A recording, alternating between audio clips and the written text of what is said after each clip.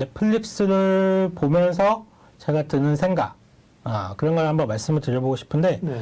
그러니까 넷플릭스가 처음으로 가입자 수가 감소를 했습니다, 지금.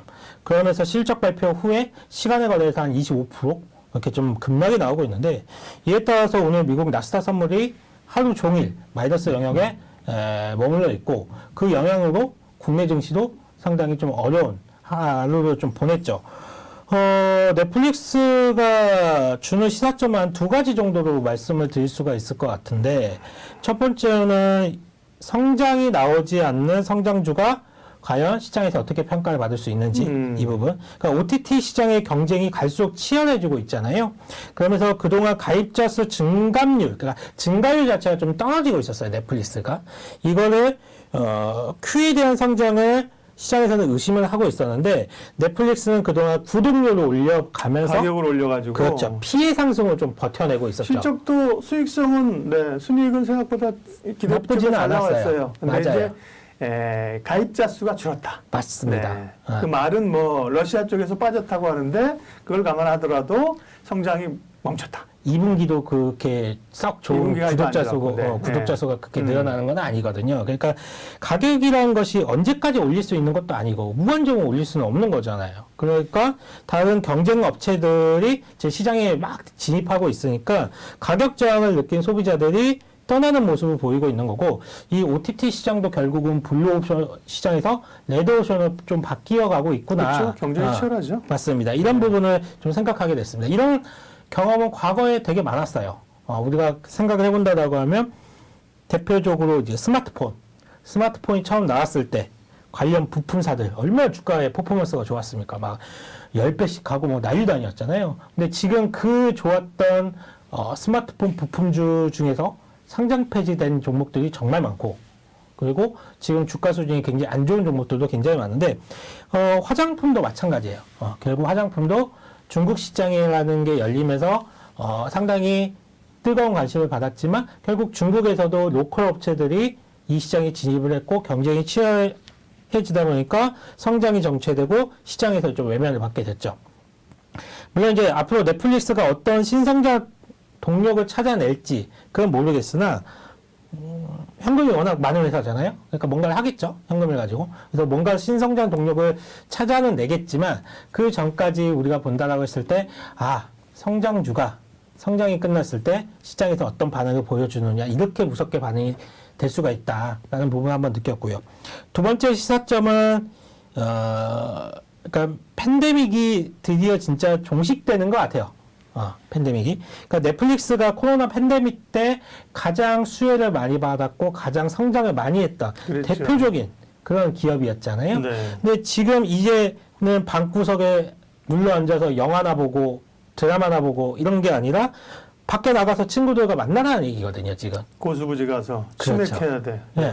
이제는 드라마 보는 시간이 이제 없다라는 거거든요. 그러니까 이런 부분들을 봤을 때 리오프닝과 관련해서 좀 더 시장에서는 주목을 받고 좀 더 갈 수 있겠구나. 그러니까 진짜 이 팬데믹이 종식이 되고 엔데믹으로 가는 그런 과정이 지금 이어질 수가 있겠다. 이런 생각 좀 들었습니다. 그래서 또 추가적으로 좀 이런 생각도 들었는데, 결국은 넷플릭스가 지금 이렇게 구독자 수가 줄어드는 게 다른 경쟁사들과의 그런 경쟁 때문에 지금 계속적으로 이렇게 구독자 수가 줄어드는 건데, 넷플릭스는 과연 지금 무슨 생각을 하고 있을까? 이 다른 경쟁사들과의 경쟁을 이기려면 결국은 질 좋은 컨텐츠를 확보해야 되고, 이 질 좋은 컨텐츠라는 게 결국은 재밌는 영화, 재밌는 드라마 이런 것을 확보를 해야 되는데, 과연 넷플릭스의 머릿속에서 가장 우선순위로 생각나는 국가가 어딜까? 제가 볼 땐 대한민국 같아요. 왜냐면 넷플릭스가 작년에 오징어 게임으로 엄청난 재미를 봤잖아요. 정말 대한민국이라는 국가에서 드라마 하나를 만들었는데 제작비도 얼마 안 들었어. 근데 만들어놨더니 글로벌적으로 팬심을 자극해가지고 성공 가능성을 분명히 보여줬기 때문에 지금 넷플릭스 입장에서는 가장 경쟁력 있는 콘텐츠를 확보하는 게 가장 우선순위가 될 것 같은데, 이 콘텐츠를 어디 가서 확보하고 어디에 투자를 해야 될까라고 생각을 했을 때 대한민국의 오히려 투자 금액이 상당히 늘어날 수도 있다라고 보여지고 그렇죠. 있습니다. 그래서 오늘 넷플릭스 이슈 때문에 사실 그 중소형 드라마 제작사들이 주가가 오전에 빠졌어요. 많이 빠졌는데, 근데 이렇게 빠질 이유가 저는 없다라고 보고 있어요. 그러니까 결국은 넷플릭스, 작년에 넷플릭스가 이제 사실 성장성이 좀 정체되고 하향 곡선을 그릴 때 오징어 게임이 넷플릭스에 산소 마스크를 씌워준 건데, 그러면서 생명 연장을 해놓은 건데, 넷플릭스 입장에서는 또 한 번의 산소 마스크를 끼기 위해서 한국 컨텐츠를 정말 주의 깊게 볼 가능성이 높을 것 같아요. 그래서 넷플릭스가 올해만 투자 금액을 한 1조 원 넘게 한국 컨텐츠에 투자한다라고 지금 밝혀놓은 상황이기 때문에 오히려 투자 금액이 더 늘어나지 않을까라는 생각도 하고 있습니다, 지금. 네. 미국 기업이 만드는, 미국 제작사가 만드는 것보다 뭐 제작비도 엄청 적다는 거잖아요. 맞아요. 엄청 적어요. 가성비는 좋고, 네. 그러니까 뭐 대규모로 한국에 투자해야 되는 것도 아닌데, 그죠? 네. 그런 걸 제2의 오징어 게임도 아마 2또 만든다는 거잖아요, 그죠? 만들 가능성이 네네. 저도 들은 것 같아요. 거의 뉴스에서 뭐, 본 것 어쨌든 같아요. 그런 쪽으로 네. 해서 오늘은 묻어서 빠졌지만 오히려 넷플릭스 악재가 국내 드라마 제작사들에게는 생각해보면 악재일까 아니다. 네. 이게 사실 그 북미 지역이라든지 그 영어권 문화에서는 이 더빙을, 그러니까 더빙으로 많이 듣지 자막을 보는 것 자체가 그렇게 익숙하지 않은 문화권이잖아요. 그렇죠. 근데 넷플릭스라든지 한국 드라마들이 지금 더빙 없이 자막으로 인기몰이를 하는 경우가 상당히 많았단 말이에요. 이거는 컨텐츠 자체가 재미가 없으면 절대 일어날 수 없는 현상입니다. 그러니까 한국의 컨텐츠, 한국의 드라마와 한국의 영화가 분명히 그 유럽이라든지 이 북미, 그러니까 서양권에서 분명히 먹힌다라는 거고, 이 부분은 넷플릭스가 작년에 확인을 했기 때문에 분명히 국내 쪽으로는 오히려 넷플릭스의 위기가 국내 중소형 드라마사들한테는 기회가 될 여지가 상당히 많다라고 보여져요. 네. 그러면 그런 넷플릭스나 혹은 콘텐츠 제작과 관련해서 대형사들보다는 중소형 제작사들이 더 그런 자금이 들어왔을 때 소위 이제 효과가 크다는 거잖아요, 그죠? 그렇죠. 네네. 네. 아무래도 흑자 전환이라든지 이익의 레버리지 효과가 워낙 그러니까. 크기 때문에, 물론 이제 대형 제작사들이 뭐 제작 편수도 많고 작가의 그런 능력이라든지 그런 게 아무래도 뛰어난 분들이 많이 가 계시죠. 대표적으로 뭐 스튜디오 드래곤 뭐 이런 쪽에서는 굉장히 라인업이 빵빵하잖아요. 근데 이번에도 지금 드라마 제작사 중에서 가장 흐름이 좋게 나오는 그 기업이 사마네트웍스거든요. 사마네트웍스는 어떻게 보면 되게 조그마한 드라마 제작사라고 보시면 되는데, 네. 그 지금 헤어지는 중입니다. 이 드라마 하나로 대박 났잖아요, 지금. 송혜교 씨던가? 아닌가? 맞아요. 네. 네. 이 드라마 하나로 대박이 났는데, 드라마 하나로 지금 매출액 300억을 찍었고요. 영업이익을 100억 원을 만들었습니다. 그러니까 그동안 이 정도의 수익을 벌어들인 적이 없던 회사가 갑자기 100억 원이라는 이익을 드라마 하나로 만들었기 때문에 앞으로 사마네트웍스 같은 기업들이 상당히 종목들이 많아질 것 같아요. 중소 드라마 제작사들이. 그래서 그 사마네트웍스와 뭐 그런 중소 드라마 제작사들 잘 한번 선별해서 한번 우리가 공부해 볼 필요는 있다고 보고 있어요, 지금. 네. 사마네트웍스는 흐름도 아주 되게 좋네요. 주가 흐름도. 오늘 오전에 잠깐 빠졌다가 네. 네. 차트 혹시 차트는 없으시죠? 네네. 차트를 보고 한번 볼까요? 네. 몇 개 종목 얘기 좀 해주세요. 사마네트웍스하고요. 네. 사마네트웍스는 그러니까요. 예전에도 언급한 적이 있는데 이렇게 안 보면 흔들렸지만 뭐 탄력 있게 올라왔네요. 보이나요? 이게 사마네트웍스 오늘 모습인데 오늘 오전에 빠졌잖아요. 아래 꼬리 달면서. 네, 이게 그 넷플릭스 영향으로 빠졌다가 가만히 생각해봤더니 이게 과연 한국의 드라마 제작사들한테 악재인가? 오히려 기회 아닌가? 이런 생각이 드는 투자자들이 많았기 때문에 아래 꼬리 달면서 지금 올라온 거거든요. 흐름 보신다라고 하면 흐름이 상당히 좋아요. 그리고 사실 이 가격대에서 조정이 나오는 거는 당연한 조정이라고 좀 보여져요.